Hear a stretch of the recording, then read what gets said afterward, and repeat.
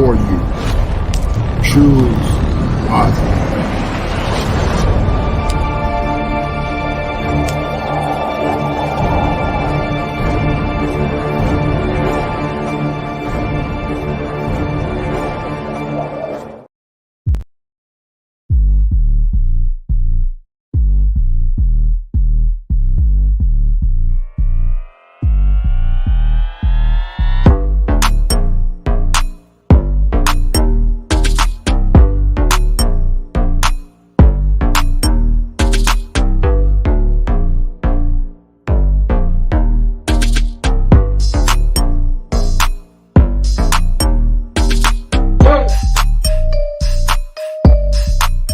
Welcome to Machismo TV, the ultimate destination for modern men seeking to upgrade their lifestyle.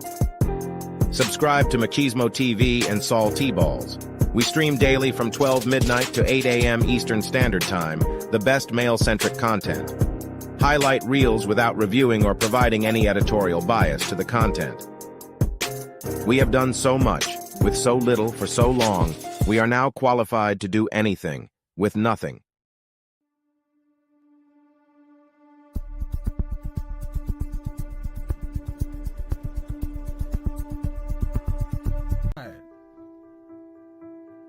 Men get tired.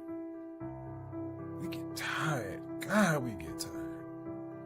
And don't nobody give a damn. The folks you think will give a damn don't give a damn. Sometimes your kids don't even give a damn. And in the face of such hurt, heartbreak, rejection, confusion, a lot of men are just out here lost. And waking up every day is a miracle. Some people go to sleep and will be all right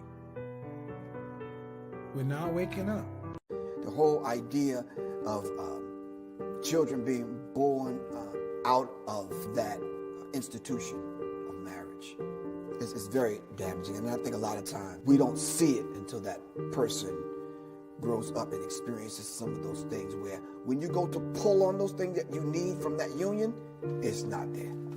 I had a lot of great role models that happened to be men to teach me what, my angel of a mother was not going to be able to do. I'm coaching people that's in their 60s and they're learning. And they say, well, how did you get this wisdom at such a young age? And I honestly believe it was my father. She just did what she had to do. She was a single mother before it became even popular, so.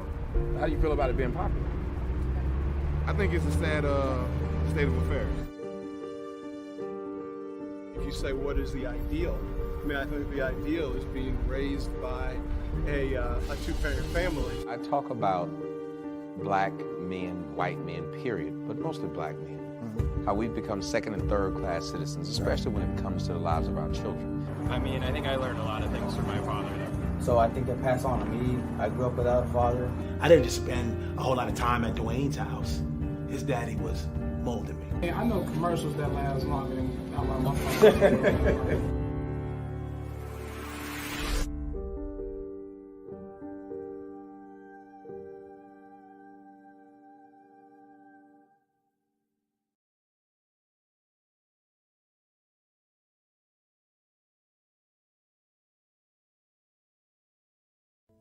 Children from fatherless homes in this country, 5 times more likely to commit suicide than children who have a father in the home.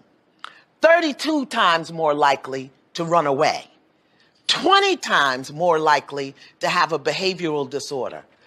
14 times more likely to become sexually aggressive or commit rape. 10 times more likely to engage in drug abuse. It just breaks my heart. No heat, no judgment. A woman will open up and say, you know what, not having my father really is a problem, really is an issue. And I wish we could get more black women to just point out, wait a minute, It's not cool that your kids don't have that father. It's not it's not cool that you didn't grow up with yours. It's not, I don't need no man. It's not, fathers don't matter. It's not, niggas ain't shit. It's actually, we as a people, we as a culture, we as a community have to deal with each other. And in dealing with each other, if we're creating children, if we're having little innocent beings who only thing they know about themselves is what we present about ourselves. I don't know if that makes any sense to any of you guys. If you are a Jew and you know that you must be a doctor, a lawyer, or something like that, that matters. Your goal is higher. What you want to be in life is exalted. But if you think about what happens with us as black men, our goal in life is where? What do we have to look up to? Who do we have to look up to? Was our fathers impressive? Was our grandfathers impressive? It doesn't even matter what you say sometimes to your children. It's what you do. It's what you have. It's the presence you command. It's the maturity of how you deal with each other and deal with other people. And that's the biggest thing we need in the black community. Where does that start? To me, it's with fathers. If your man is confident, your man is proud. When your man is proud, he loves what he has. He protects what he has when he has these situations. And that's when you, as a woman, as a man, as a family, as a community, that's when we'll be better. When we actually care about each other. It starts with the fathers. It starts with the relationship and the children.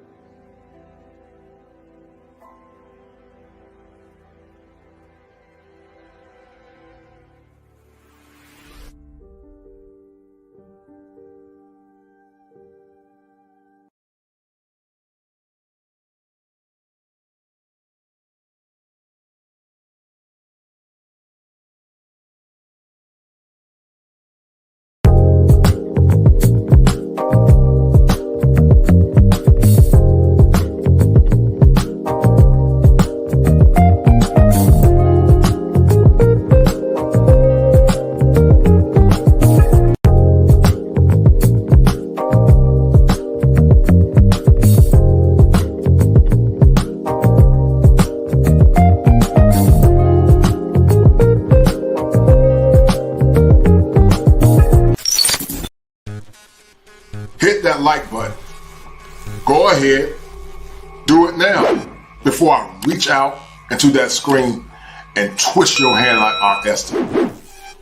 Hit the like button. Thank you. Destroy. Before there was the manosphere, I was. Before there was the internet, I was.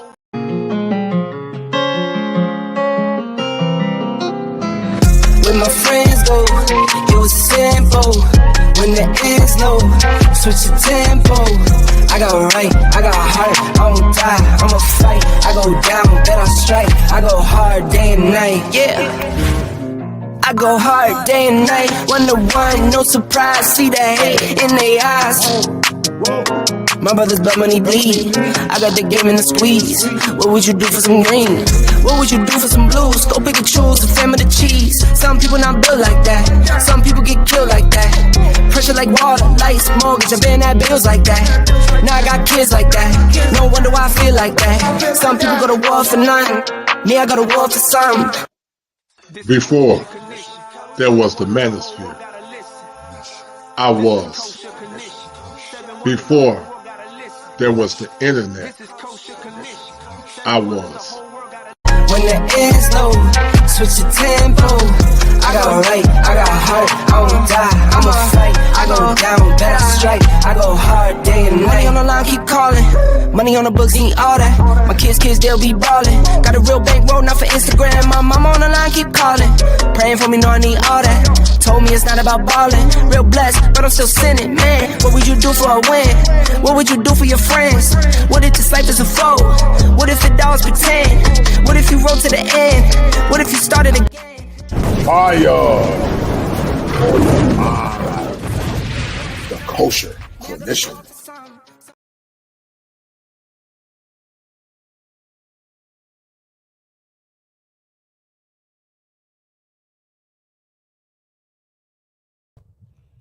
All right, guys. Don't know if you guys can hear me. If you can hear me, hit one. Hit one if you can hear me.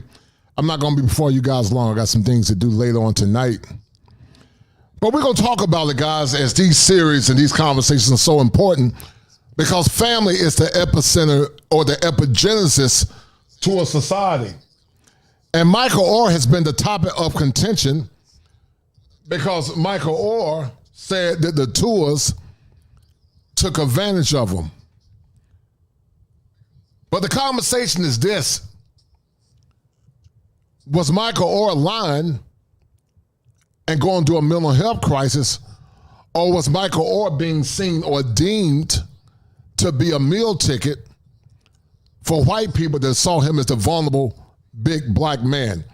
We live in a time, guys, where families are often dissipating, families are eroding, and the traditional families that we had in the past are actually going away. And while the black family has always been under attack, to say the least, one will argue that the current family is a percentage of what it used to be. Get your pens and paper ready, guys. I'm about to drop some fire for your mind on tonight, on today, or evening, to say the least. Fire for your mind. The kosher clinician.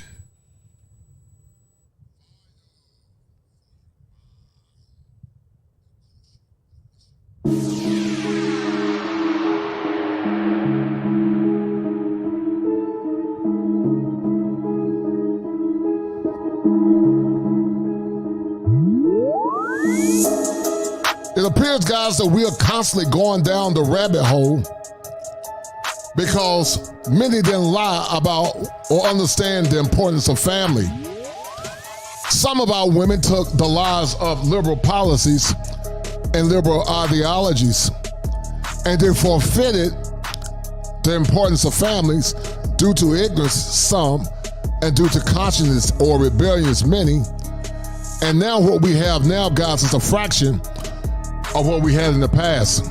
What say you?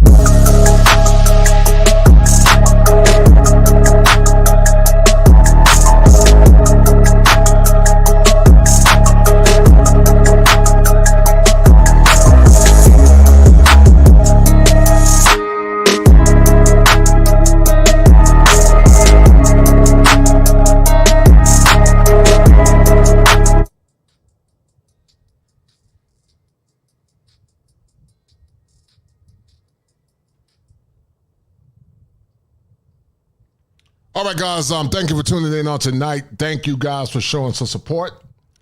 And I appreciate it, guys, as we're about to talk about this Michael Oher situation, or the evening, to say the least. And we're going to talk about the Michael Oher situation, guys, because this situation is important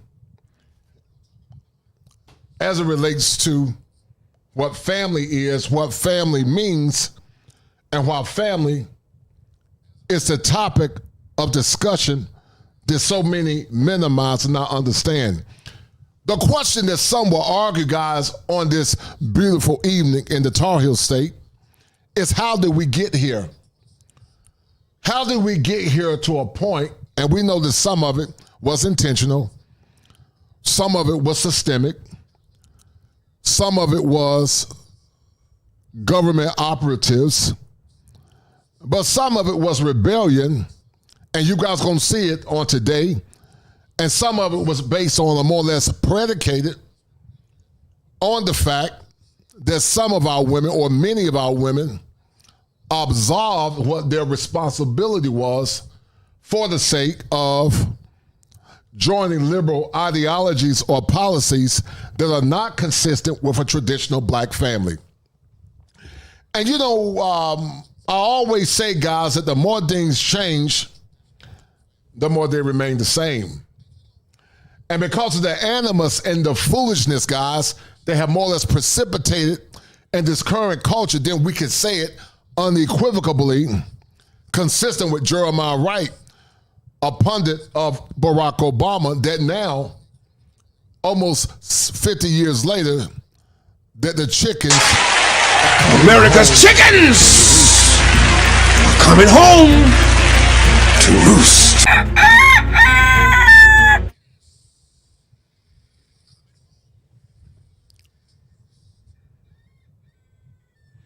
And the chickens are coming home to roost not only as it relates to the traditional family, as liberal optics or liberal ops have convinced a lot of our women when they go to school, and some of our men too, that family is not important. And I told you guys that there were 7 steps to male optimization. There are 7 steps to male optimization. And one of those 7 steps is family. Family is the most important element to male optimization, because without family, you have nothing. And the chickens are coming home to roost because you got a large percentage of men that are not only checking out, but they are unconcerned. And some of these men are checking out because they are dealing with traumas that have not been dealt with. But also some of these men are checking out because they have not been given the proper social skills and tools to circumnavigate due to a lot of the BS that we're dealing with here in modern times. Listen, when a child has what's called protective factors, the more protective factors that a child have, community, family, faith, economics, the chance of precipitating mental illness is greatly reduced.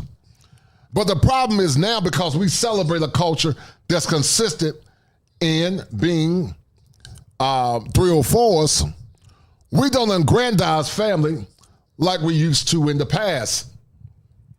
The family was the thing or the issue with the black church that helped push the black family in the community outside of the tyrannical reign of Jim Crow racism.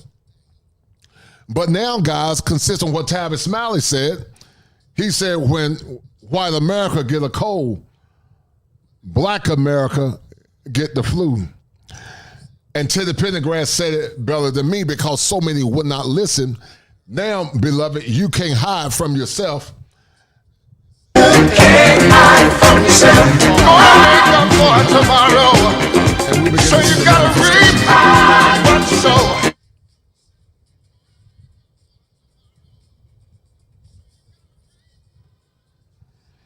And they're reaping, guys, what they sowed, because they didn't take heed to the message. They didn't take heed to what some conscious brothers were trying to tell them. And we know it's hard to find clarion callers in these modern times. It's hard to find clarion callers. Men that speak truth to power, men that stand firm in what they believe in. But once again, guys, the chickens have come home to roost. America's chickens are coming home to roost.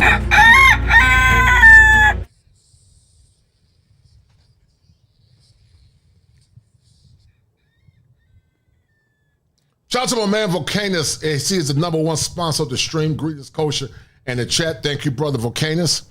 And you are the #1 sponsor of the stream, man. I appreciate it.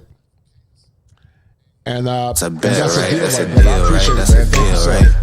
For showing love. Appreciate it, right? That's a deal, right? That's a deal, right? Got 5 on it.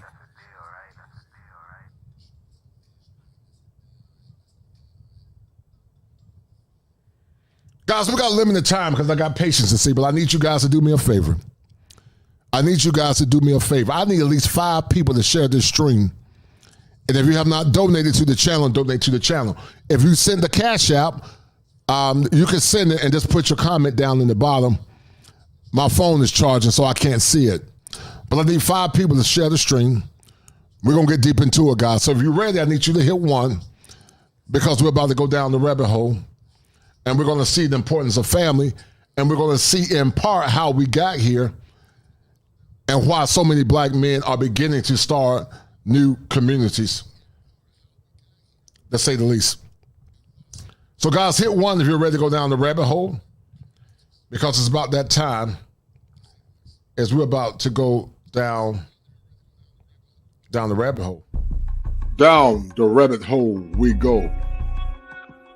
This is the part of the show where we assess, examine, collaborate.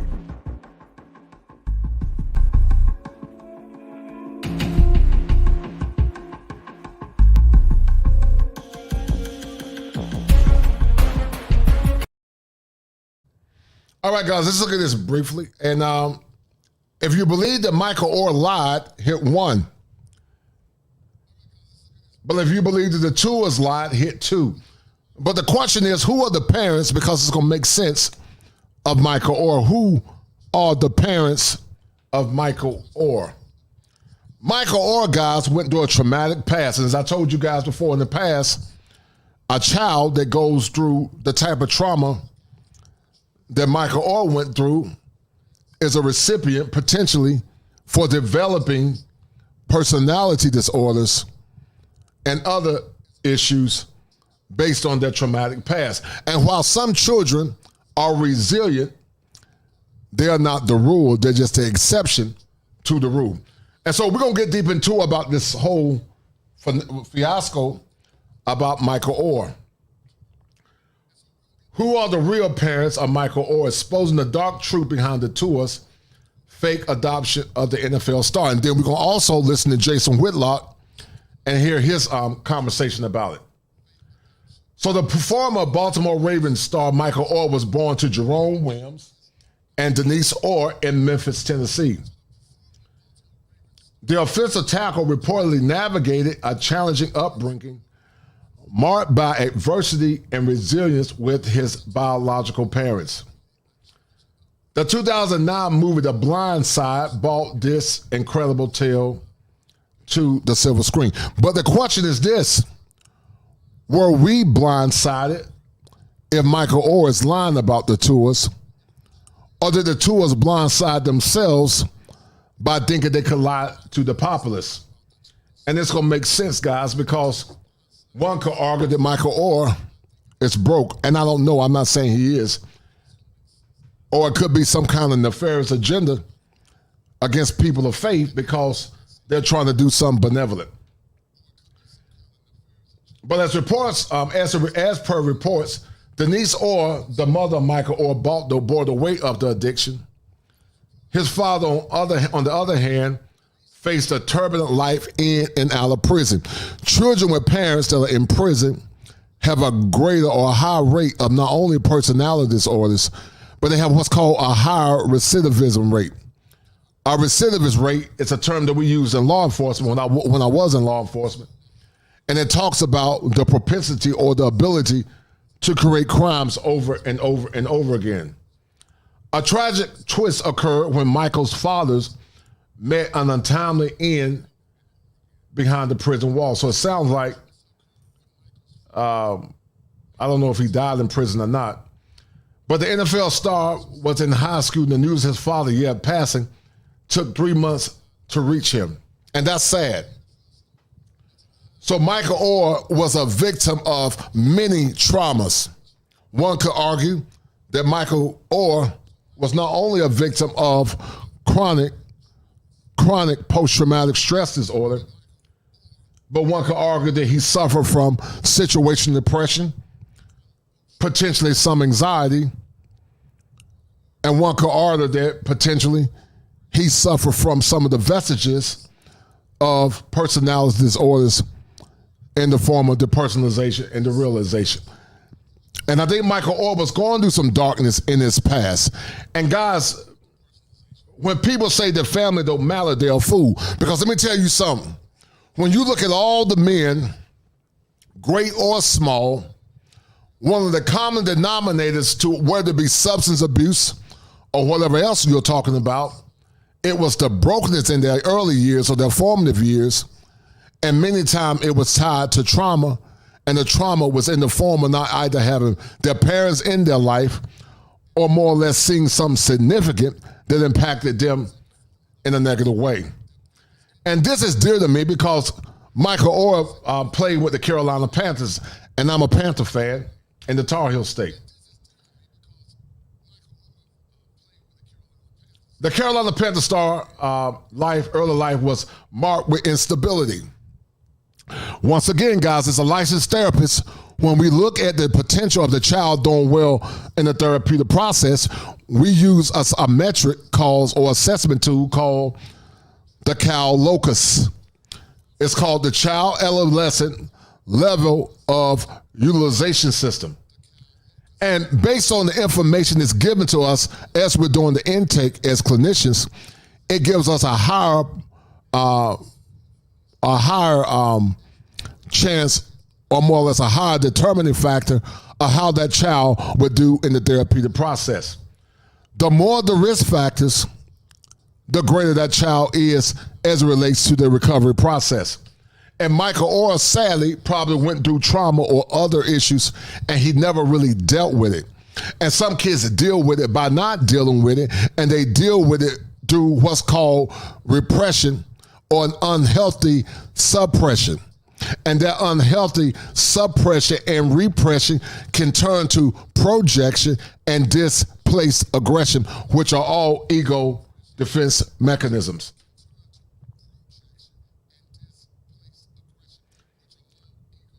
The bond between Michael Oher and his biological mom, Denise, remained distant during this upbringing. However, she was the honored guest during the Super Bowl watch party when Oher, triumphant with the Ravens in 2013 at the time, she expressed her love for her son and praised him. But see, guys, what we're beginning to see, no different than Terrence Crawford and good men like Tommy Sotomayor and whatever, there's a key catalyst where a lot of these women did not nurture their boys. And what they do many times, they try to praise them in their ascension or once they get to their pinnacle, like so many women here in the West, instead of praising them and supporting them as they're trying to go to the top. She said, I love him, and I'm going to give God all the praise for his success. I'm excited. I've been excited since day one. I knew he was going to be successful in sports, Denise said. But listen, no disrespect to his mom. They always want to celebrate their sons and their children once they make accomplishments because they're selfish. This young man went through a lot. He went through a lot. And Michael Oher faced a lot of adversity during his childhood, but the star player refused to lose spirit and finally achieved triumph with his debut in the NFL. His life underscores the power of resilience, love, and determination to shape destinies against all odds. What is the truth behind the Tuohys family fake adoption of Michael Oher? And God, that's what's called allegedly what's happened. And we don't know 100%. That's alleged. But what's the truth behind the Tuohys family fake adoption of Michael Oher? The Blind Side star, the Oscar-winning 2009 movie that highlighted the rags to riches journey of a football player, has turned out to be false. Sean Tuohy and Leanne Tuohy, who guaranteed praise for everyone, are the ones who tricked Oher, allegedly. He recently filed a petition claiming that the Tuohys couple tricked him with conservatorship in the name of adoption. Sean Tuohy, while talking about the same, has denied all the allegations that Michael Oher made, he claimed that he and his wife would never use any of their children to make money off them. They said, we're devastated. It's upsetting to think that we should make money off our children. But we're going to love Michael at 36 just like we love him at 16, he said. You guys tell me what y'all think. But the question is, how did we get here? How did we get here to having so much brokenness in the black family? And sadly, the black community. Thank you, Ren McKinley, for sharing the stream. Thank you, Londo Calarisi. Thank you, all the brothers that did that for me. Thank you, guys. And guys, if you guys have not donated to the channel, donate to the channel because we're going to get deeper into it. I appreciate it. Thank you, dear men. We got some good shows coming up. Donate to the channel. But we're about to show you guys the next part. Because, guys, some of our women were hoodwinked. They were hoodwinked. They believed the lies of liberal ideology, some of them. And now, guys, the chickens are coming America's chickens are coming home to roost.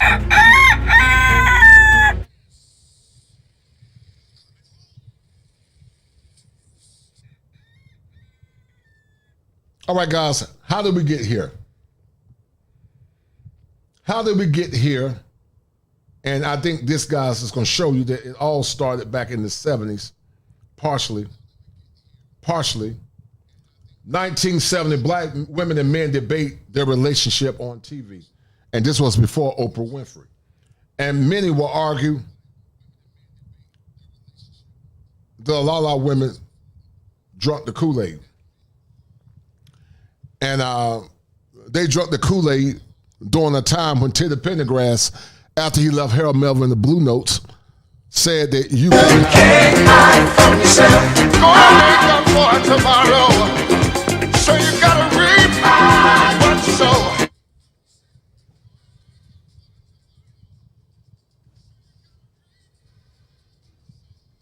But guys, we're gonna look at this 1970 debate, and we're gonna see a vestige of how we got here as it relates to what gender roles are and the importance of family, as how some, not all, but some or many of our women were deceived because the black family at one point was the greatest spectacle considering what they went through under the tyrannical reign of Jim Crow racism. For many African Americans, with the resurgence of black awareness and pride, black men and women face new problems, not only in relation to white society, but to each other in a black society.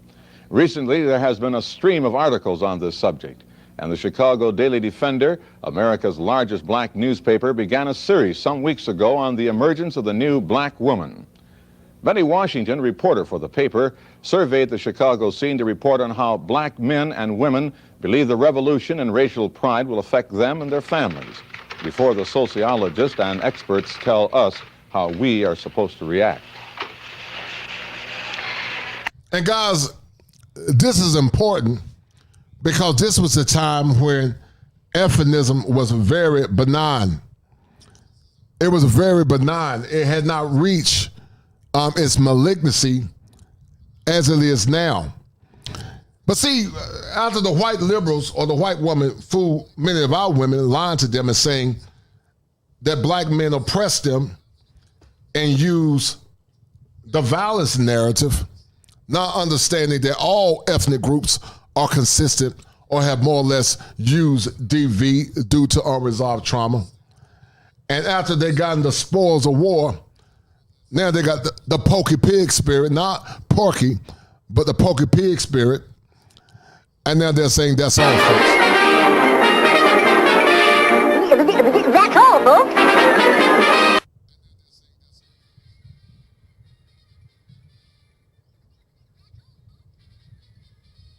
As a reporter for the Chicago Daily Defender, and as a black woman married to a black man, I've become deeply aware of the effects of this new black revolution on the relationship between black man and black woman.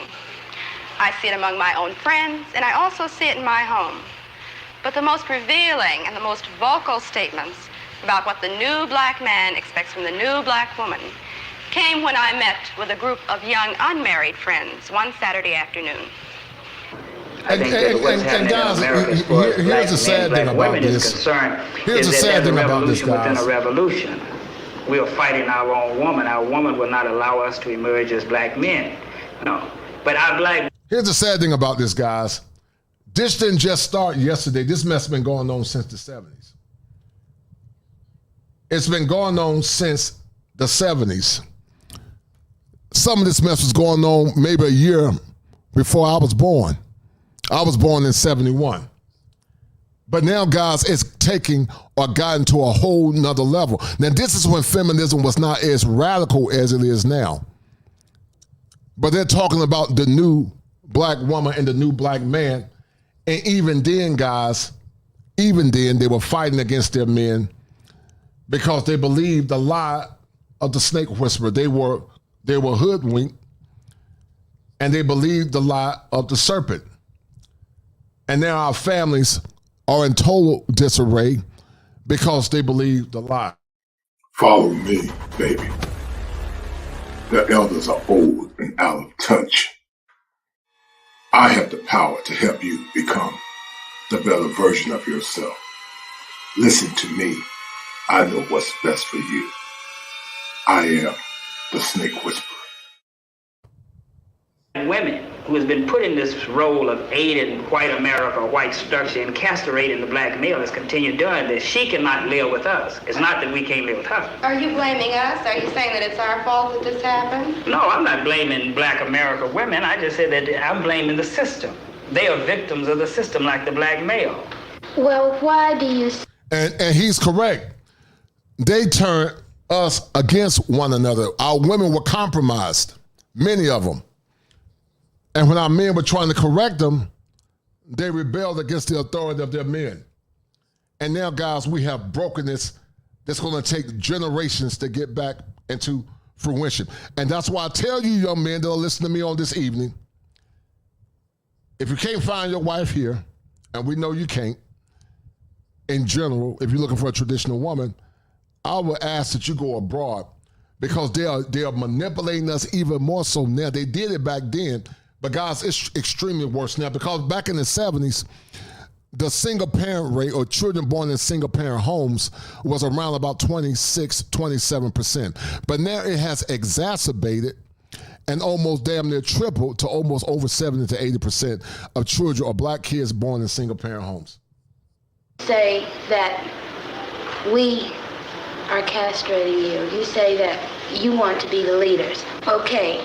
Well, what about the black professional woman? Are you saying that there should be no black professional woman? Are you trying to deny black women the right to be creative, the right to function? We're not asking for you to take a back seat. We're saying that you have got to be astute enough and can view the situation well enough where you just automatically know what your role is and step back. And whenever you want to have that aggressive thing, this is the thing that the young black man today is not going to tolerate. My old man tolerated it because his old man tolerated it. It came up for years and years. Now listen to that, guys. Listen to this. This bullshit rebellion, excuse my language, but this BS rebellion didn't just start. This BS rebellion didn't just start. A lot of men back then, guys, they just were quiet and they would say, mama know best. They would bring their checks home to the wives. And we have created a generation and a condition where there's been a war going on since the fall of man. And women have always wanted the power. I didn't say it, the good book said it, because it said that she will have a desire for her husband, and desire doesn't mean what you think it means. It sounds contraindicated, but he will rule over her.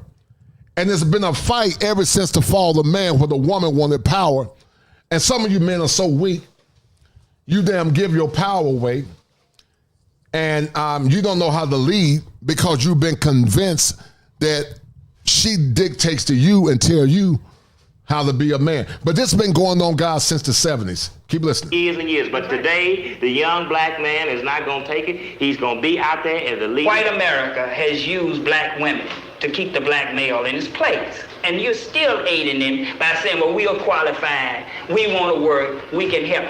Okay, how are you going to reprogram men so that they don't let us take over what's supposed to be their responsibility? She said how they won't let us take over. And what this poor woman don't understand is this. It's not a point of let. The onus is on you, dear. The onus was on you. And this woman now, guys, is probably about damn near 75 to 80 years old. She's probably dead. But you're responsible for controlling yourself. It ain't got nothing to do with let. You should respect order and respect what black men have been through and their historical challenges of being minorities in this racist country. And men that I have had dealings with, they are perfectly willing to sit back and let us do anything we want to. I don't think you have to reprogram men. I think you have to reprogram women. No, you have to reprogram the man so that he will forcefully take what belongs to him, because you know women, as long as we can get, we gonna get, and it's. And guys, that's your grandma, and your mama.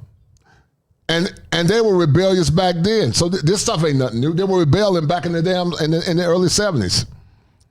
The only difference between this woman and other women, because you had some women that were carnal, hypergamous, and you had some that were kosher. Those women were women of faith and they were God-fearing.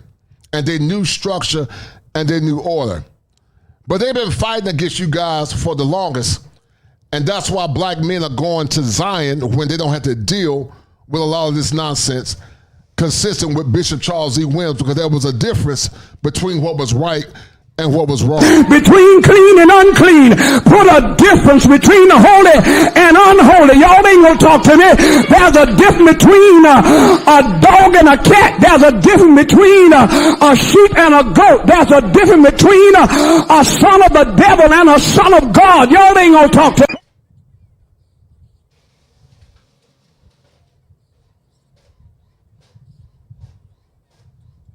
And it appears, guys, that now many modern women have not been sons of God, but they've taken the dark side. And now you are seeing the destruction of the family and its tentacles as this foolishness started as recent back to the early 70s. It was getting bad in the early 70s, but it's damn near irreparable now. If it was a small cancer right in the past, it's metastasized to a malignancy, and cancer is something that can't be repaired in this lifetime. And guys, you will be a fool to damn waste your time here in America waiting on traditional women to know her role and know her place, when you can go to countries where the women are not perfect. Women abroad got issues too, because this darkness is going all across the globe. But the odds are a lot higher, guys. The odds are a lot higher going abroad than standing here in the confines of America dealing with the shenanigans and BS. It's part of our being. We're going to do anything to you that you let us, whether we want to or not. You don't want to live on the level of income that I can afford you and love me on the basis of that. You want to always be aspiring to have all those things that's a part of the great middle class white American society. And guys, they were hypergamous back then. And ain't nothing wrong with hypergamy if it's kosher, if it's fit and proper, but they were dealing with hypergamy.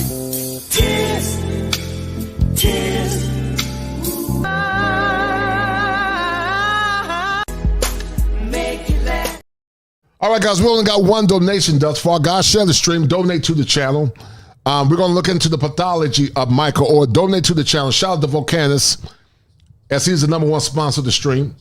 And we're going to get back into it. Hold tight. And because I can't deliver these things to you, you say that you are not a man. I don't measure a man by how much money he can bring home. I measure a man by how he treats me. Whether when I'm tired and I'm sick and I'm scared, he's there. For these women, the men are there. But with the feeling of racial pride has come new conflicts and new problems. Across America, they meet to discuss what Black awareness means to their families and to them as Black women of today. You know, there have been a lot of myths created about the Black family. We all recognize that. And one of the most pernicious myths is the myth of the Black matriarch, you know, and this whole concept. And I think this is one of the reasons that the Black community reacted so negatively to the Moynihan report, because we know that that's not true. It was not like the Black woman has not been a matriarch in the sense that it has been defined thus far. And thank God research, and I hope Black research is... Do you think this young woman, what this woman is saying is true? Has it been a bona fide matriarchy? I always argue, guys, that Black men never had a pure patriarchy. Did they have some parts, maybe at the meso or micro level, perhaps? But at the level, which is the macro level, which is the policy level, one will argue that Black men never had a true patriarchy. And when you hear people talking about they were oppressed by Black men never had no power to oppress nobody. If you want to talk about domestic issues that's endemic to all ethnic groups, then you got to look at the white men, the Indian, and all other men that had issues with their women. But somehow we put Black men on a more grandiose light because we always believed the lie that the Black man is a damn boogeyman. Guys, share the stream, donate to the channel. I'm not going to be before you guys long. We got some good shows coming up on the week. And if you like male-centered content, guys, share the stream. And I appreciate the brothers that always donate. Shout out to Volcanus. So, guys, donate to the channel. If you send the Cash App, I can't read it because my phone is charging. Just tell me I sent the Cash App and tell me how much you sent. And I will read out your comment if you got a special comment. I appreciate you, brothers. Let's keep listening. Being done now to reverse that kind of thing. In fact, the Black woman has been a woman at the head of a household, not by choice, but by necessity. And more often, that's right, and more often than not, she is not a strong, matriarchal, aggressive, domineering figure. She is a woman in search of a man. But this story has not been told. The prejudiced society created what we have now. So that's what we were. Okay, we have a revolution going on. We're part of the revolution. We're in an evolution. I think the revolution is yet to come. Yeah, it's to come. The problem is, guys, our women were compromised. Black men and Black women both were compromised. But I would say our women most, because women always are seduced through their ears. The devil never came to the man when he got him to rebel against the Most High, Yahweh or God. But the devil came to the woman because he knew he could seduce her through her ear gate. Men that got game seduce women through their ear gate and shiny objects. And many of our women were seduced through their ear gate because they believed the lie of liberal policies. And now, guys, the chickens are coming. America's chickens are coming home to roost.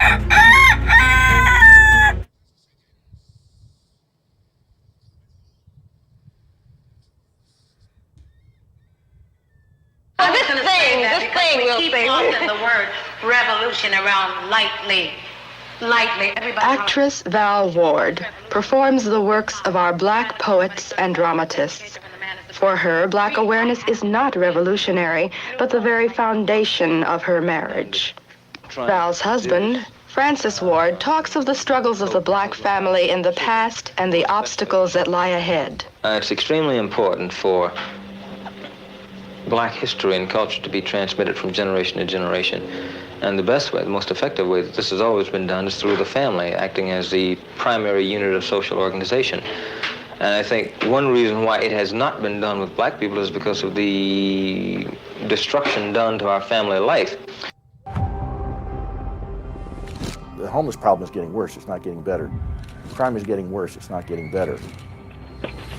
Regulations are getting worse, it's not getting better. People are bailing on California in record numbers. Showing more than half of Californians are considering. So this certainly has to be one function of the black. Shout out to my man Sapien for the two. Spain man for the $2 super sticker. Thank you, brother. I appreciate it. Thank you, sir. Marriage to begin to reemphasize and to pick up the thread of Afro-American history and culture that has been left off generations ago when Africans were sold into slavery, when the family unit was purposely destroyed. Part of the obligation of being black is to make absolutely certain that whoever has any kind of control or jurisdiction over your kid, is not bringing him into conflict with the kinds of things we teach. We try to instill in them here in the home. Most middle-class homes, quote middle-class homes, like I don't even get caught up in that bag, you go into will have some copy of anybody, any white artist, I don't even have to name anybody, instead of the works of black artists. I think it starts, especially that identity part, the books, the kinds of books. All of these things start in the home rather than complaining about them being in the schools at this point. Unless we're absolutely certain of how that teacher is handling them, then we may have to assume that whole responsibility. We may have to pull them out of school ourselves, and do all the educating ourselves. Say, for instance, when they say to my child to draw, last year Rhonda painted Abraham Lincoln brown and she was put in the corner, We had to go up to the school and deal with that. They must be respectable to their peers in school. And what we do, we handle that. We don't say, you jump up, you curse that teacher out, or you say it doesn't exist. But they see us at that school knocking on the door. You have. And that was a time, guys, where even though it was beginning to erode, the cancer was beginning to metastasize. Now, guys, the teachers or the parents are blaming the teachers for Raekwon the Man and their bad behaviors. And many are saying when Raekwon the Man act up,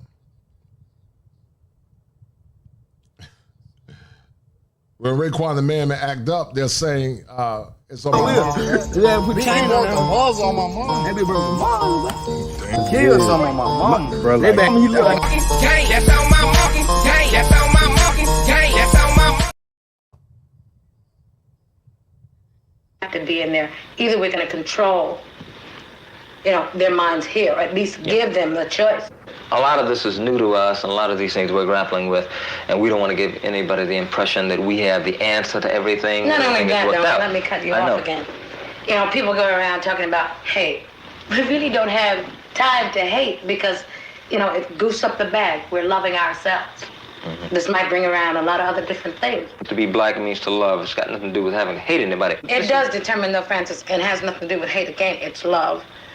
That we might have to do certain things to protect that love. It may bring us into conflict with somebody. Necessary to protect that love. Finally, I asked Francis about the standards of today's black man as compared with those of 20 years ago. Standards which white society had projected. I think these standards were that he had to become successful according to the white mode. He had to get a good job, he had to buy a good car, he had to move to the suburbs, he had to rear a good family that went to church every Sunday, that did everything that the typical good American family was. And once again, it's nothing wrong with hypergamy if it's fit and proper and not exploitative. The nature of a woman is to nest, but women were struggling with then, and they didn't understand the unique circumstances of black men and systemic racism that held unrepairable burdens and barriers to the psyche. We don't understand, guys, that some of the things that black men went through, whether they left their families, whether they became womanizers, whether they got on drugs, it was due to unresolved trauma. But see, when it comes down to the trauma of the black man, no different than Brother Michael Oher, they repress their trauma or consciously suppress their trauma. Repression is unconscious, suppression is conscious. Ideally, conscious suppression should come with good results, meaning I know how to cope with it outside of negative coping.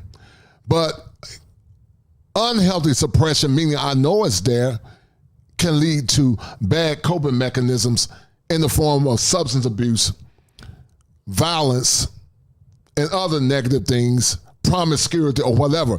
But see, we always paint the black man as Superman. Guys, get the likes up.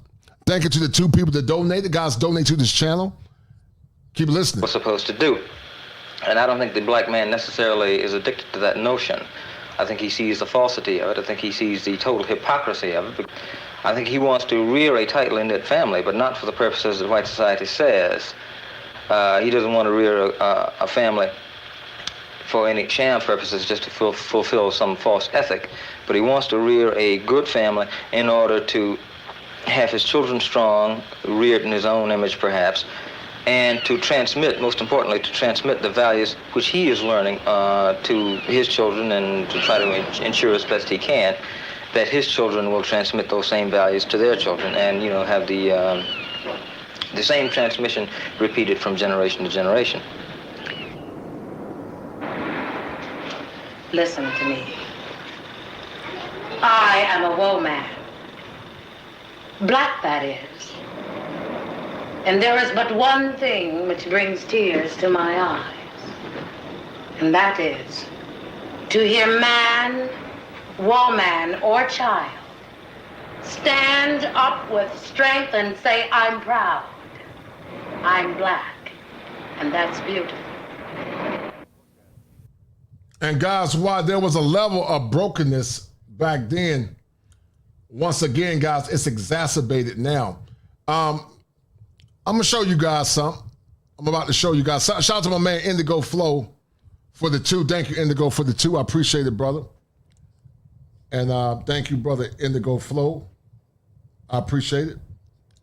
And you're a dynamite. Hello, lucky person. You got the number right, because you are talking to kid a dynamite.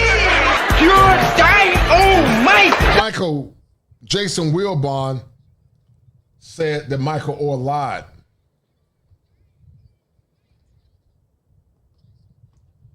I mean, Jason Whitlock, if you believe that he lied,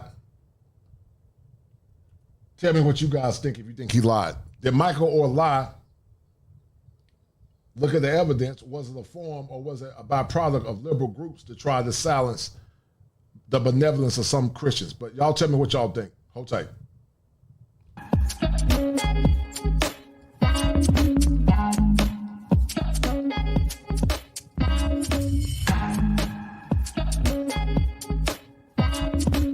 Welcome to Fearless with Jason Whitlock. I am Jason Whitlock, your host. Happy Tuesday. Great show planned for you. And by the way, guys, I like Jason Whitlock. I tend to like Jason Whitlock. I don't agree with everything he say, but he's definitely traditional. So shout out to Jason Whitlock. Fair use. From some of our contributors. I'm going to spend a lot of time, though. I'm wearing Baltimore Ravens purple right now because I'm about to unpack the Michael Oher story that swept the media, and now the media is all running from it and trying to act like it didn't happen yesterday. I turned on ESPN this morning like, oh, can't wait to see how they unpack this Michael Oher deal. Maybe they'll give me some material to work with, and I was severely disappointed. They did not follow up, but I'm going to follow up because this Michael Oher story is quite interesting. So let's get into it. Let's start this fire. The 2009 movie, The Blind Side, does not state or imply the Tuohys family adopted Michael Oher. Neither does the 2006 Michael. Once again, did Michael Oher lie, or was Michael Oher blindsided by the Tuohys, or did the Tuohys blindside Michael Oher by getting money or extorting money through manipulation? We don't know, but I will say when Michael Oher was Carolina, he did go through some issues, I think, mentally. I believe he did, but we'll see. Lewis written book that inspired the film that earned Sandra Bullock an Oscar award. In 2011, when Michael Oher published his first memoir, I Beat the Odds, he stated directly that the Ohers secured a conservatorship when he was a senior in high school. He wrote that Sean and Leanne Tuohy insisted that he maintain a relationship with his biological mother and 11 siblings, or wrote that his mother participated in the procedures necessary for the Tuohys to become conservators. Why on earth is Michael Oher pretending he only recently discovered the Tuohy family didn't adopt him? Why are members of the media going along with Oher's effort to shake down the Tuohy family for cash under the pretense that they lied to and exploited him for profit? Yesterday, Oher, a former NFL offensive lineman, filed a petition in a Tennessee court arguing that the Tuohys earned millions of dollars from The Blind Side in the false belief that they adopted him. He claims that he earned nothing from the movie and that the Tuohys owe him millions. This made headlines across corporate and social media. Twitter feeds overflowed with allegations that the Tuohys had profited from Hollywood's love affair with the white savior trope. None of this made any sense to me. So guess what I did? I mean, just sit back. I mean, you're not going to believe what I did. I mean, because we just don't do this. So guys, this another linchpin by the liberal media to zap benevolence by what the Tuohys were trying to do. You guys tell me what y'all think. Shout out to Gregory Scotland and Dr. Dunder. This in modern journalism anymore. I did some research. Round of applause for me. I did some research. I mean, journalists just don't do that. So you know what I did? I went and read cover to cover Michael Oher's 2011 book, I Beat the Odds. Then I rewatched the movie The Blind Side. Imagine that. I actually wanted to get informed and try to understand what is going on here. How can this feel-good story turn into this nightmare? What? I wanted to know what was being said a decade ago, long before social media had made it wildly popular to decide all conflicts based on racial dynamics.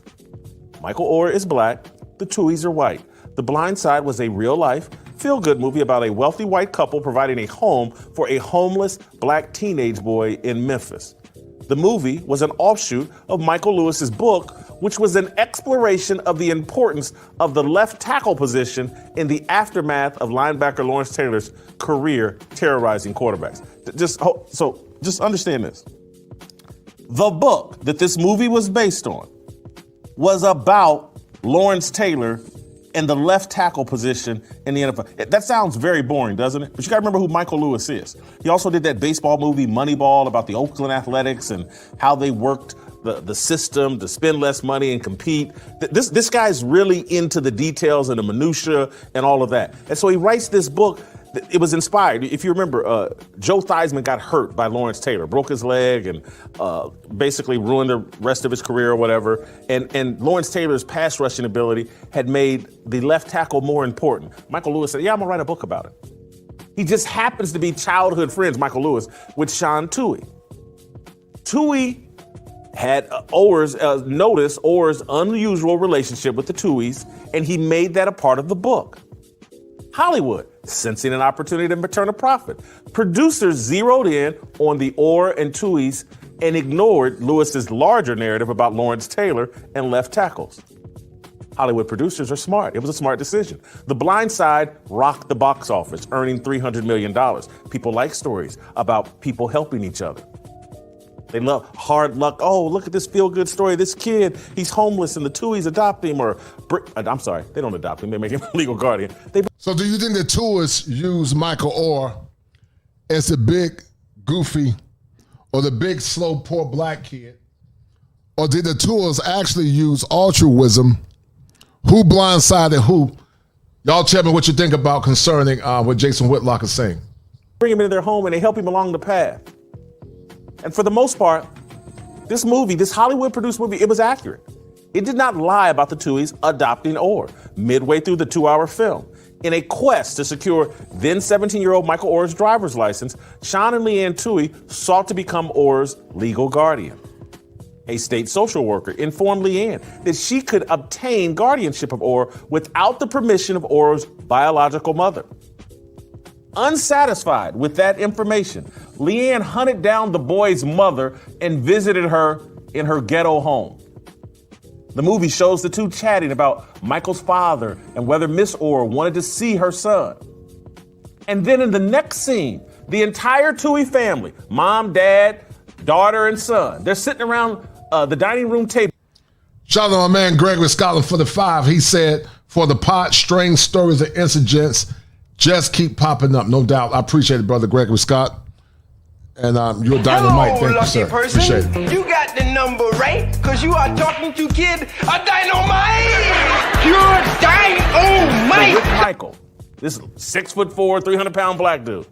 And Sean, the dad, told Michael that they would like to become Michael's legal guardian. Michael asked what that meant. Leanne replied, we want to know if you'd like to become a part of this family. That's it. That's what the movie did. It never said he was adopted.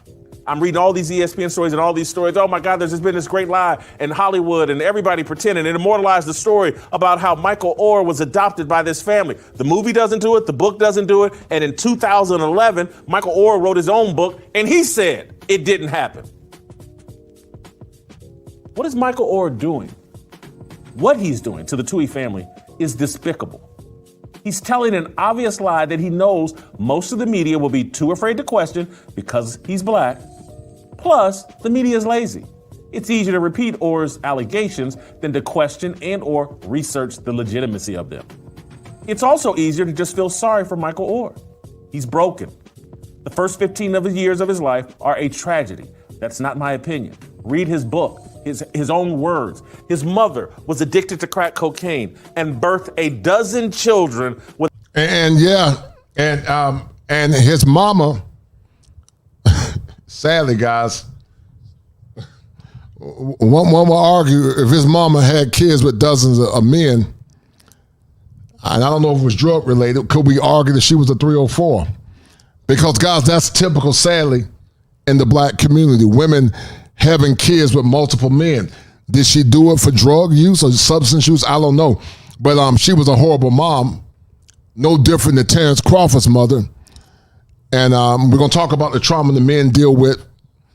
Tommy talked about it too. Shout out to him and the struggles that he went through in his younger years. But this is what happens. And people say, well, they hate black women.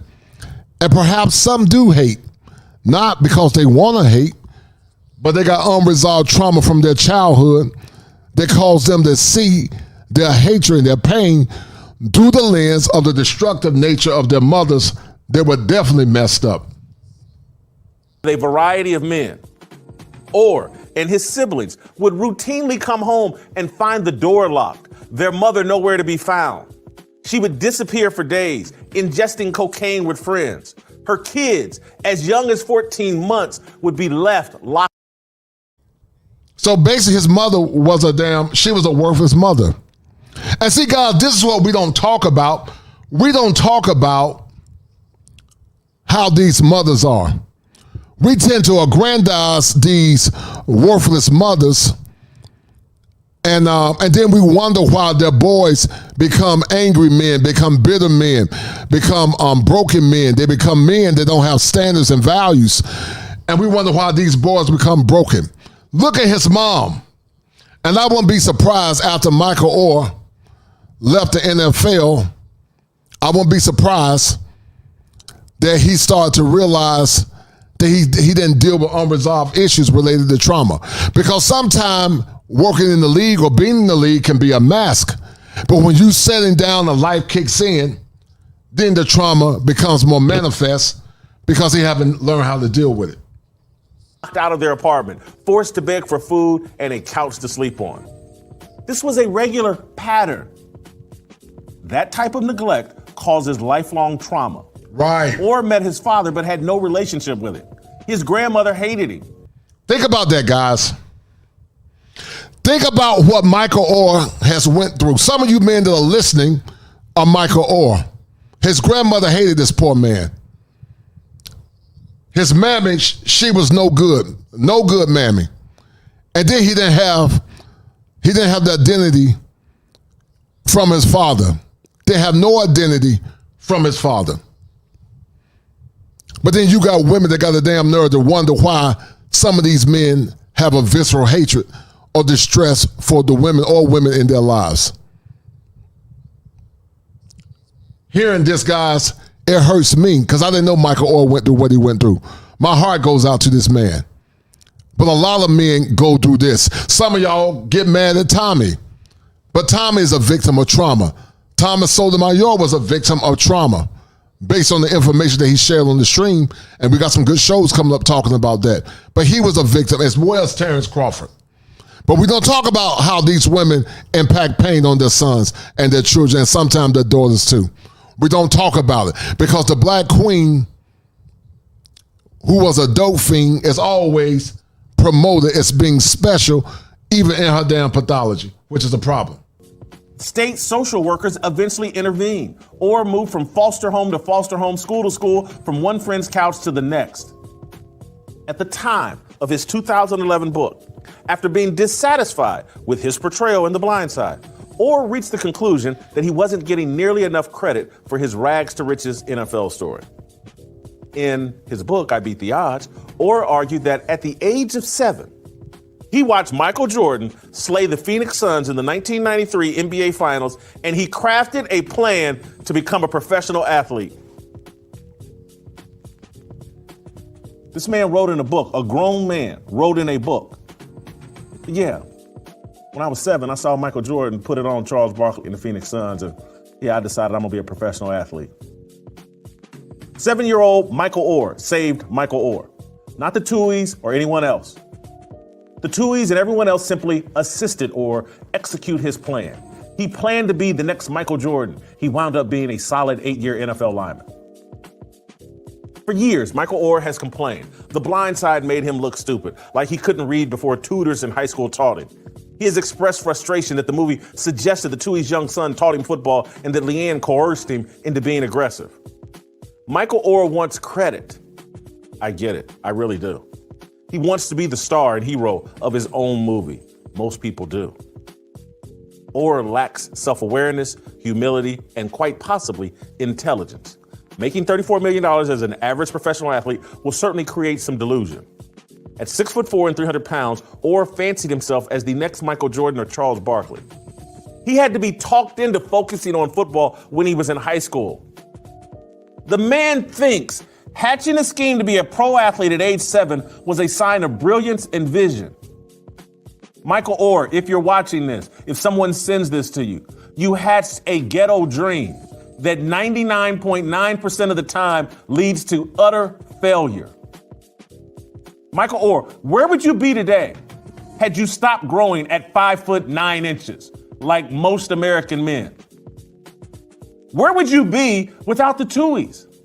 They provided the stable home where a tutor could come work with you every day so you could catch up academically.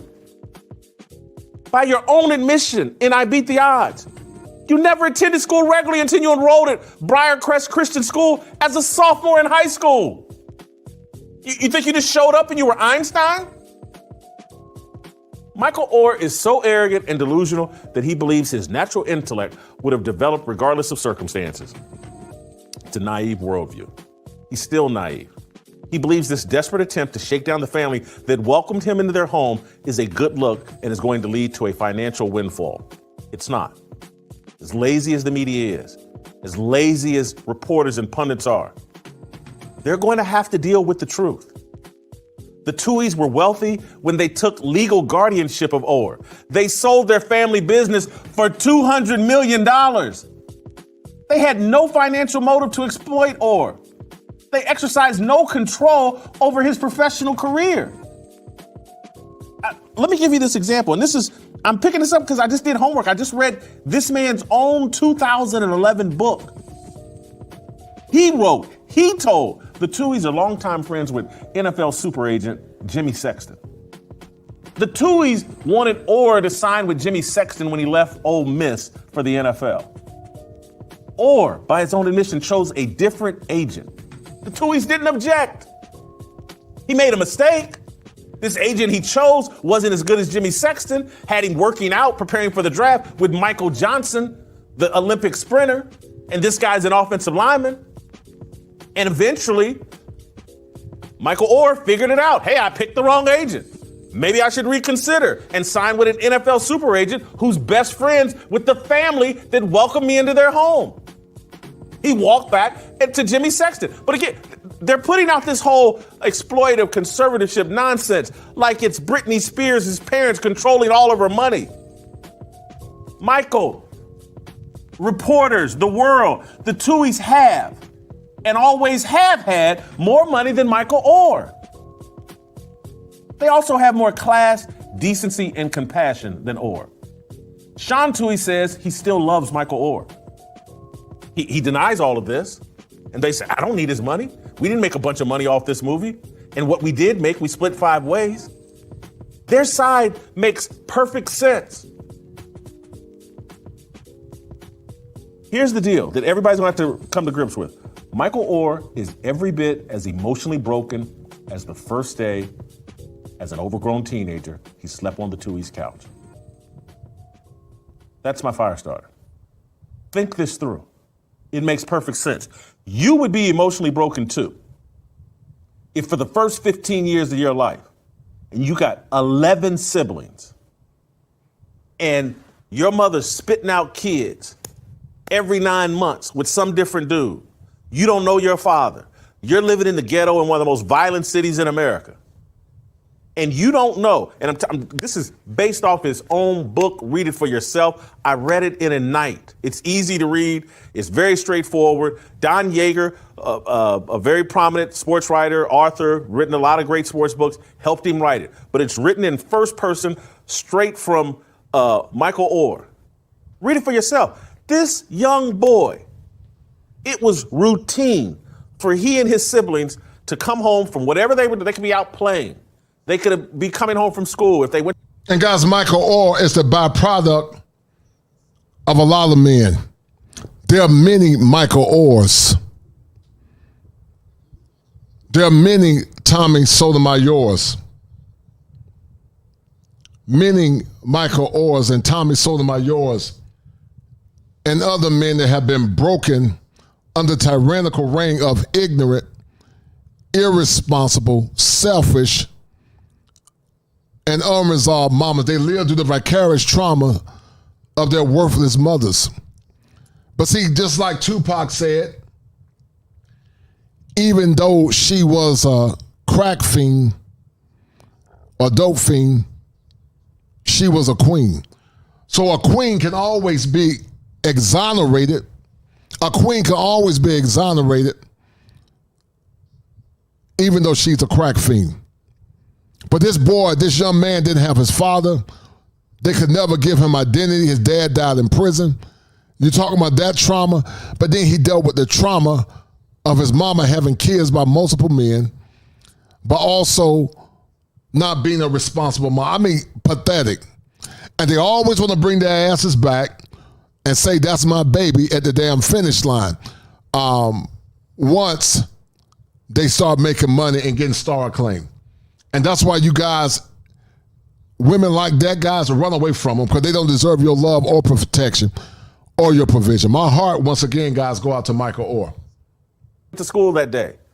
They'd come home and the door would be locked. They couldn't get into their apartment. And it was so routine that they were like, oh, mama's on one again. Might be back in 2 or 3 days after the crack runs out. Let's scatter into the wind. Let's all go find a friend whose couch we can sleep on, or whose floor we can sleep on, or whose food we can beg for. I'm reading this man's own book, his own words. This was commonplace. Do you understand what kind of trauma that would create in a child? That if not addressed, and based on this book I'm reading, based on the movie that I saw, in the movie, Sean Tuohy, the dad, and Mike says it in the book, that, you know, the saying was, Mike's greatest strength is his ability to forget. That he just, all the hardship and trauma that he's gone through, he just moves on, moves past it. But he's not, he might, this bearing trauma is not dealing with it. That's called suppression. Conscious suppression, unconscious repression. You're not dealing with it. Because the thing with trauma, guys, it can slap you in the face when you least suspect it. And once again, that's what Michael Oher went through. And pretends like it never happened. Well, now we're finding out he can't pretend like it never happened. It's left deep scars on this man, unaddressed scars.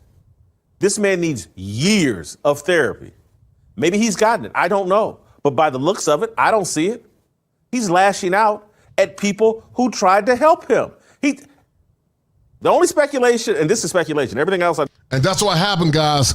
Unresolved trauma turns to what's called displaced aggression. In children, it's called acting out. It's displaced aggression. It's displaced aggression.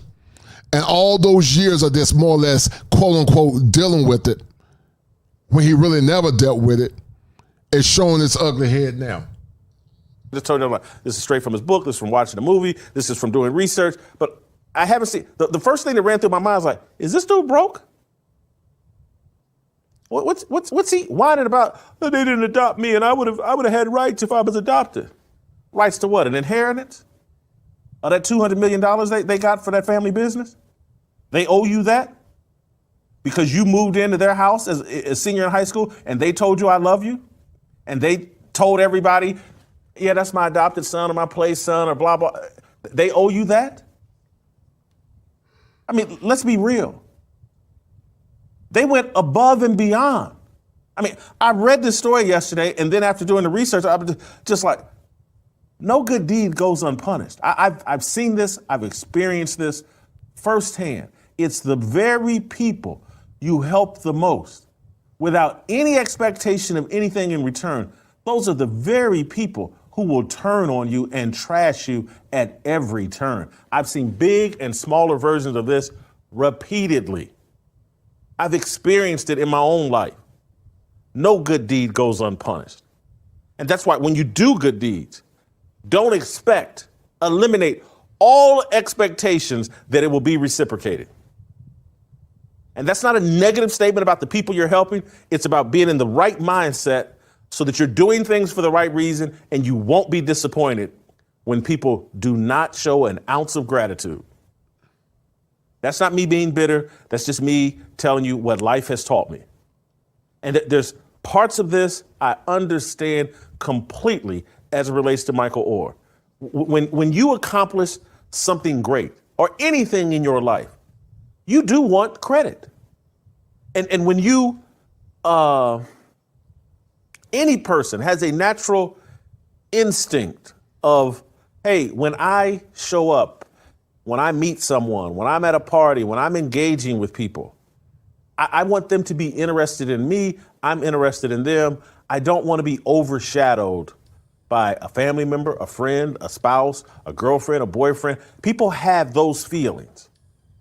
And so Michael Oher shows up and people want to, hey, I want to talk about the movie. Hey, what's the Tuohys family like? Oh, that woman that played Sandra Bullock, that was your mother or whatever. And he's having to talk about them and what they did for him instead of talking about what he wants to talk about, what he did for himself. I get it.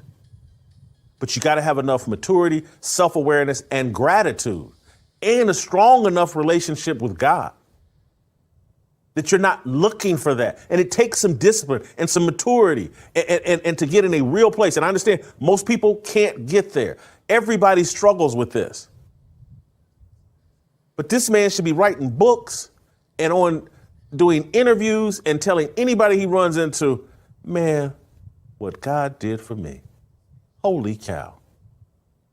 My mother, my father did nothing for me. And God sent all these people, including the Tuohys, including this Miss Sue who was his tutor, including the Tuohys' daughter, including the students at the school that, in his own words, in his own book, he's going to some private Christian school with a bunch of mostly white kids, and they treated him great. Those are his words in 2011, before social media turned everything into a race war. He should be on his knees, and anything that falls out of his mouth should be, man, God has been good to me. Lord have mercy. I was homeless.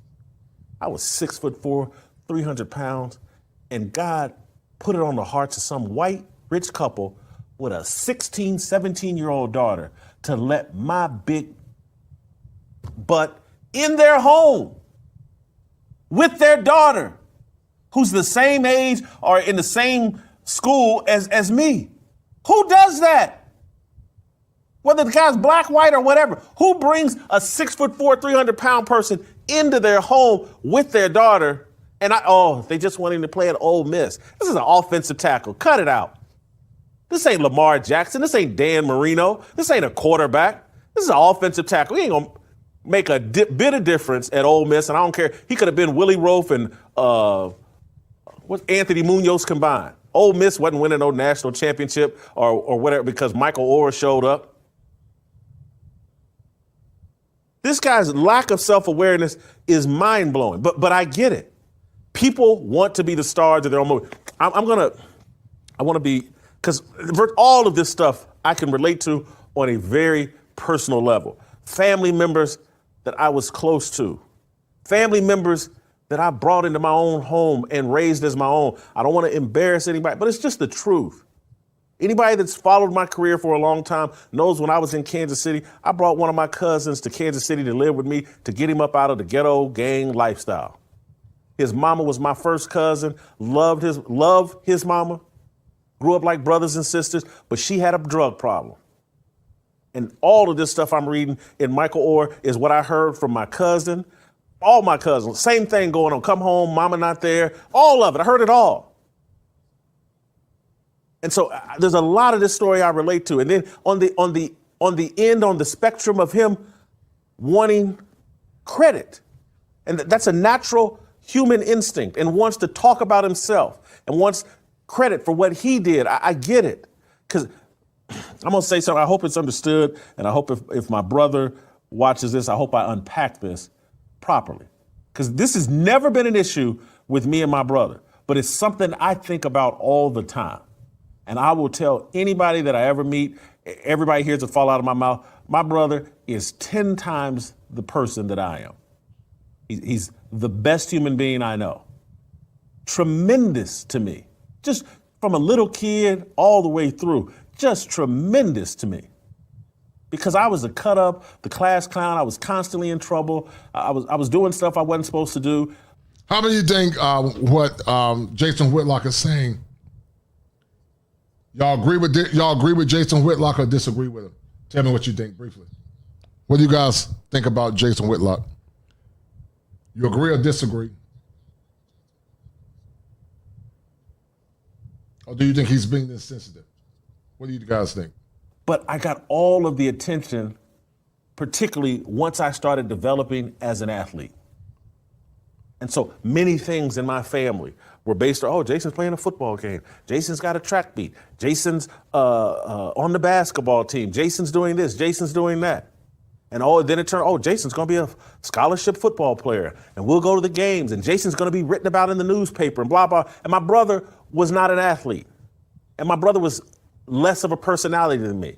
And all the attention, we were kids, because either I was in trouble or I was doing something great on the athletic field. All the attention was on me. And as I got older, I started thinking oh, wow, my whole family talks about me.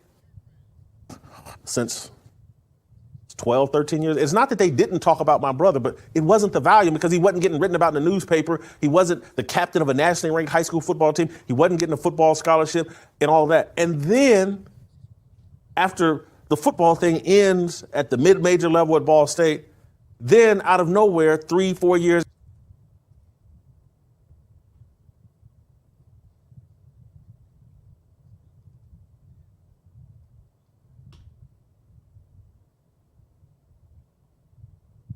Hold tight.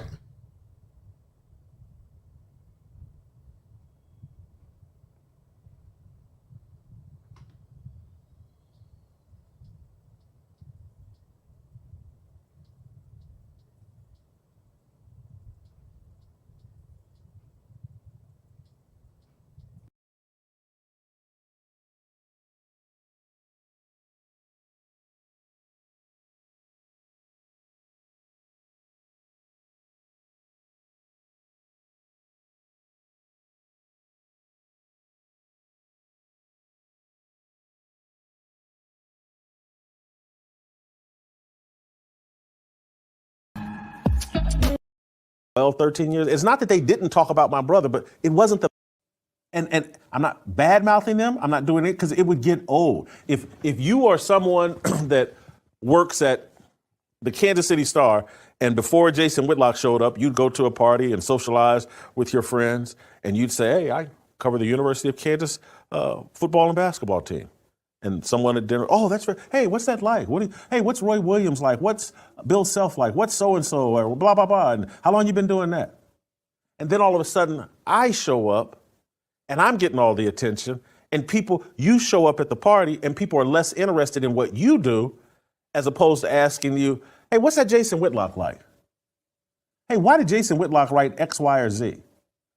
Hey, why did he defend Don Imus and criticize rappers? Things that many of they didn't want to talk about. They're too polarizing of topics. They're too controversial. They're all hot water for them. Particularly, I wrote about race and issues along those lines, and they're like, oh man, if I say this or say that, I could get in trouble. It just gets old, and I get it. And that's where I think is driving quite a bit of what's going on with Michael Oher. He wants to go places and be the star of the Michael Oher movie. And to some degree he is. I mean, he played in the NFL and all this, but he's tired of talking about the Tuohys. That you can pick up on that a little bit in his 2011 book, because he celebrated a lot of other people while still celebrating the Tuohys, but he was pointing to all these other different people that helped him along the way. And he was basically saying, it was like, the Tuohys were great, but there was a lot of people that helped me. And so here he is now, I think perhaps broke. He's just had it up to here. And he's got another book he's trying to sell. And so now he's out doing interviews. I want to play the clip of Michael Oher. I think he was talking to Damon Amendolar. I sent you all this clip. He's talking to Damon Amendolar. Maybe Damon's sitting in for Jim Rome. I can't remember. But here he is talking about how he was not portrayed correctly in The Blind Side. And you just said you feel like you've been mislabeled sometimes, misunderstood. And I think, at least from what I've read in the book, a lot of that stems from how you were portrayed in the movie The Blind Side. And that people might have the wrong idea of your personality, number one, that you were this kind of shy wallflower, that you were timid and you had to be kind of like drawn out of your shell, when in reality, you were a workaholic, you were hyper organized, and you were like, damn it, I'm making something of myself no matter what it takes after a rough background. Is that the big one that you feel you were mislabeled as? I think it took away the hard work and the dedication that I created from a child, and going to school in the third grade, getting myself up, first one in the locker room, last one out. And I think the biggest for me is, being portrayed, not being able to read or write.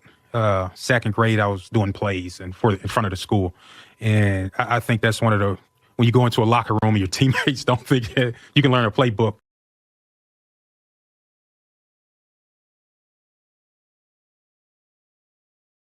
That weighs heavy on someone, and you have to understand, I understand that the movie has given me a position. I'm honored to have the position it's given me, but, you have to understand, before I moved in with the family, I was an All-American.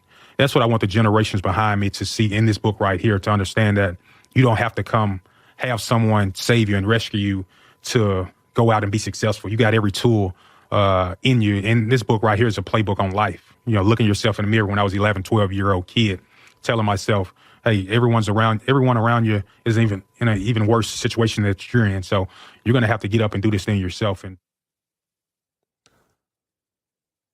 this man needs a biblical perspective and some humility. I mean, it's embarrassing that he's this age. And again, that's an interview he did with Damon Amendolar. That was done before this lawsuit thing went public. But it's been in the past week or two. But him complaining about not getting the credit. I got up in third grade and got myself to school. Yes, you did. But I read your 2011 book. You did that some of the time. Not the overwhelming majority of time, but some of the time.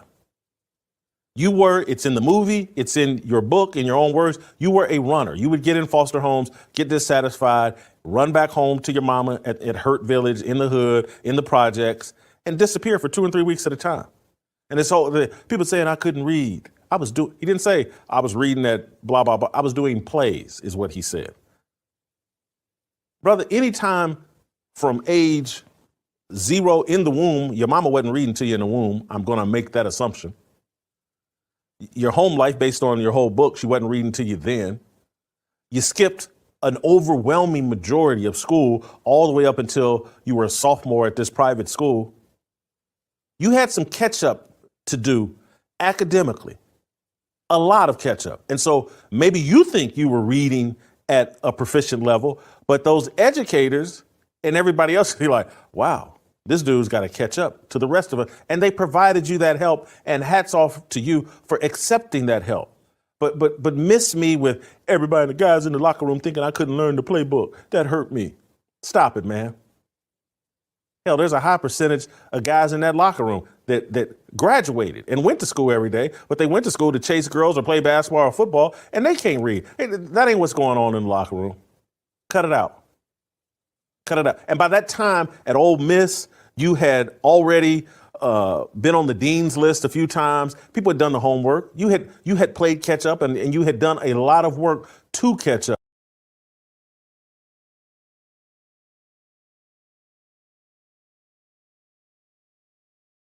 Versus the adoption. I know you talked a little bit about Kevin.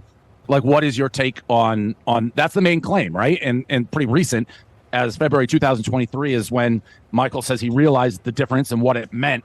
Like, what did you? But wait, even before you answer that, if you're saying this is like there's been multiple lawsuits regarding this conservatorship. Not against the family specifically, but to the movie companies and all that kind of stuff. I believe this is not the first. Got it. Okay. Go around. So he had issues, was suing other entities, then finds out that he wasn't technically adopted, but it's a conservatorship, and that's when he puts you guys in the crosshairs.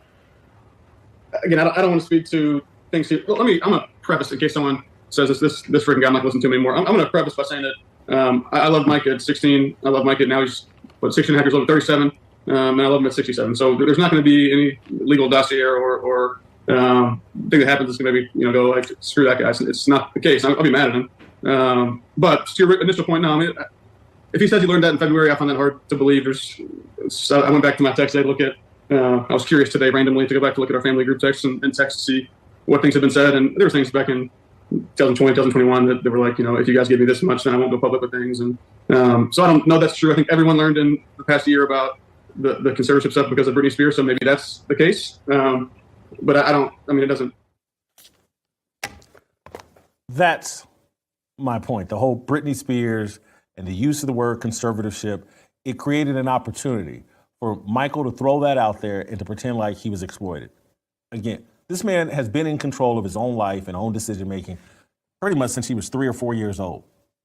Go read his book. He went to school when he wanted. He ran away from homes when he wanted. He lived with his mama when he wanted. He went from house to house to house to house to house. When he didn't want to take Jimmy Sexton as an agent, he made that decision. There's no allegations here that they were negotiating his NFL contracts and bilking him out of money. This family's independently wealthy. This is one of the most despicable stories I've ever seen.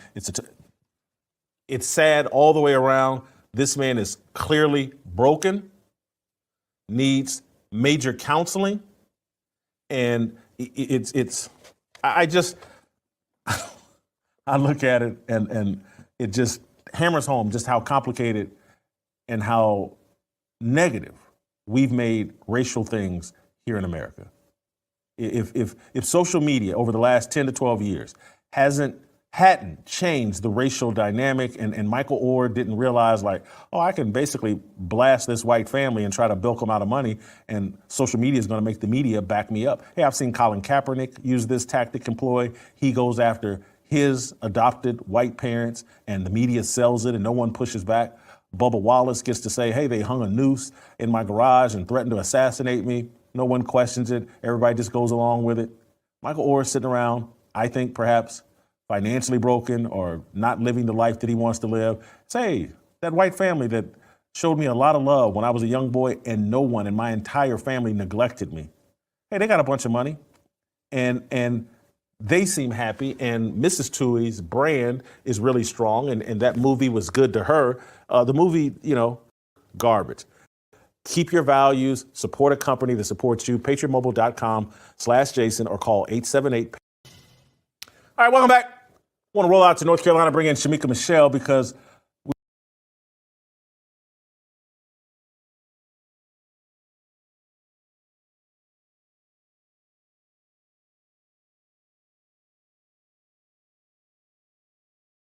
we were talking this morning about Michael Oher, and Shamika has had experience, I think, with foster kids. Shamika, I wanted you to share a couple of things we talked about this morning about the kind of risk that the Tuohys family was willing to take bringing Michael Oher into their home. Yes, Jason, when I saw this story and what he was doing, it immediately felt like a slap in the face to me. I've taken in 2 teenagers at different times. One was a young lady who I had no relation to, really. I was her high school coach. And then also a family member who was my second cousin. I took him in as well. And it just seems as though if people that have never done that don't understand the risk involved. Number one, with the young lady, my oldest biological child went from being the oldest child to having someone come in who was 2.5 years older than she was, who needed extra attention, extra care. It really had an effect on her, made her feel like someone was taking her mom. And also, because this was a teenager, I had to pay special attention to make sure my husband was never in a position to be lied on. So it's not even just the person that says, hey, I'm going to open my heart and my home to you. It's also the family that's there that has to make huge adjustments. And so when this happens and these people come back and act as if this wasn't a great big deal for somebody to do this, it's really a slap in the face. When I took in the young man, he was in high school, and that was a big adjustment. I had a house full of females, and fast forward 10 years when his brother was about 8 years, when his brother needed a place to stay, I had to say no, because at that time my children were, my girls were older, and so I just think for them to let this big teenage guy come and live in their house, it's a big deal. It's not like, oh, just, hey, we got an extra room, or hey, here's a plate because we cooking. It's a lot that goes into this, and it's a big emotional deal as well for everybody involved. It's particularly, you told me this morning too, just about when you have daughters, and this family had a daughter the same age or in the same class as Michael Oher, I would have never done it. I'm just sorry. If I had a daughter, I'm not letting another boy her age into my home. It's just too high risk. It's very high risk. And when I took in the teenage boy, my oldest child, they were the exact same age. They're, I think, 6 days apart, but they have been raised together on and off their entire life. Now, when it came to possibly bringing in his brother, there was an age difference. My children were closer in age, but he had not been raised with us. We didn't know him. I knew that there were a lot of behavior issues. Their mom also dealt with drug addiction. So when these kids come in and they've been in this situation where they've been abandoned and left at home or sent to the babysitter or not had anything to eat and not properly cared for, they come in with a lot of emotional trauma. And so you do have to be careful. My bedroom was downstairs, having to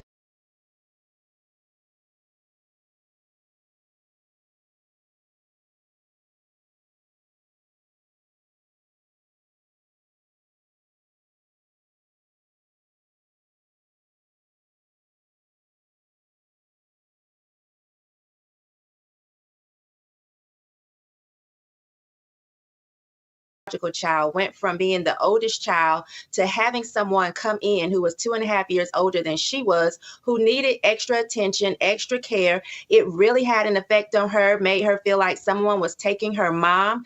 And also, because this was a teenager, I had to pay special attention to make sure my husband was never in a position to be lied on. So it's not even just the person that says, hey, I'm going to open my heart and my home to you. It's also the family that's there that has to make huge adjustments. And so when this happens and these people come back and act as if this wasn't a great big deal for somebody to do this, it's really a slap in the face. When I took in the young man, he was in high school, and that was a big adjustment. I had a house full of females, and fast forward 10 years when his brother was about 8 years, when his brother needed a place to stay, I had to say no, because at that time my children were, my girls were older, and so I just think for them to let this big, teenage guy come and live in their house, it's a big deal. It's not like, oh, just, hey, we got an extra room, or hey, here's a plate because we cooking. It's a lot that goes into this, and it's a big emotional deal as well for everybody involved. It's particularly, you told me this morning too, just about when you have daughters, and this family had a daughter the same age or in the same class as Michael Oher, I would have never done it. I'm just sorry. If I had a daughter, I'm not letting another boy her age into my home. It's just too high risk. It's very high risk. And when I took in the teenage boy, my oldest child, they were the exact same age. They're, I think, 6 days apart, but they have been raised together on and off their entire life. Now, when it came to possibly bringing in his brother, there was an age difference. My children were closer in age, but he had not been raised with us. We didn't know him. I knew that there were a lot of behavior issues. Their mom also dealt with drug addiction. So when these kids come in and they've been in this situation where they've been abandoned and left at home or sent to the babysitter or not had anything to eat and not properly cared for, they come in with a lot of emotional trauma. And so you do have to be careful. You know, my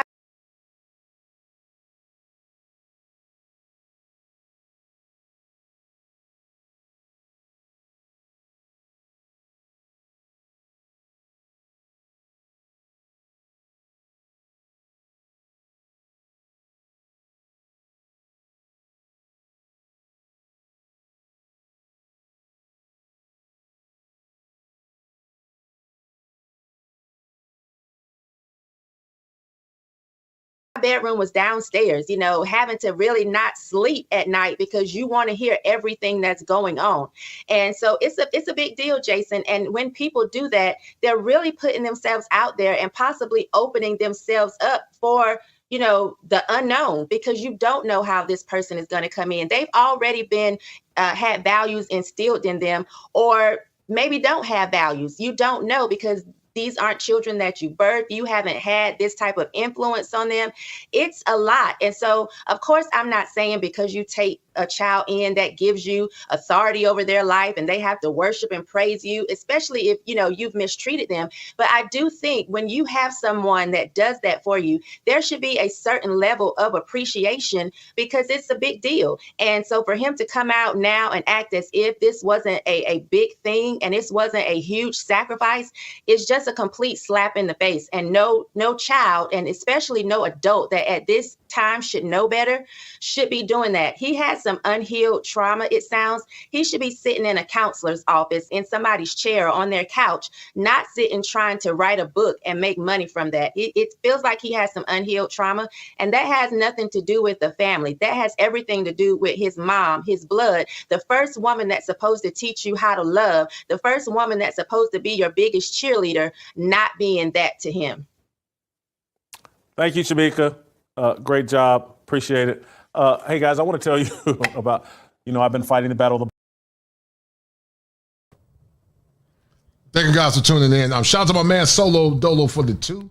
I appreciate it, brother, and thank you guys for tuning in. He said 18 years old are easily exploited. You're 100% correct. Thank you, brother. I appreciate it. They are easily exploited. 18 years olds are easily exploited. You're right. And you're done. Thank you guys. You guys have been great for the short show. I got some people to go run to and talk to. Guys. Anyway, y'all keep it moving, guys. I really appreciate it. Definitely a great show. But I want to do this, guy, to highlight the importance of family, because we live in a time now, guys, where family is often minimized. But once again, guys, we're going to end this. Thank you guys for tuning in. And, guys, I will be seeing you guys soon at a time that's convenient. And we will finish this conversation. So thank you guys once again. How did we get here? Some thought Jason Whitlock was wrong. Some thought he was right. Some were indifferent. That's why we have these conversations, guys. Open, objective communication. And guys, once again, thank you guys for tuning in. I will see you guys soon. Fire for your mind. Kosherclinician. If it ain't 7, it ain't culture. Heaven and hell, that's what they told you. Real men put the strap down and we can toss them. Young heads picking back up and young dope them. This is our culture. Now we talking kosher. clinician, masculinity issues, asking fathers who miss you, mama drama don't kiss you, all a part of the ritual, this is how they get you, separate the men, women, clipping babies pretend to, damn, lovers, haters, acting like vultures, if it ain't 7, it ain't kosher, if it ain't kosher, ain't right, gotta divorce us, if it ain't 7, it ain't kosher, if it ain't kosher, ain't right, gotta divorce us, if it ain't 7, it ain't kosher, if it ain't kosher, ain't right, gotta divorce us. This is kosher condition. 7 wonders, the whole world gotta listen. This is kosher condition. 7 wonders, the whole world gotta listen. This is kosher condition. 7 wonders, the whole world gotta listen. This is kosher condition. 7 wonders, the whole world gotta listen. Listen.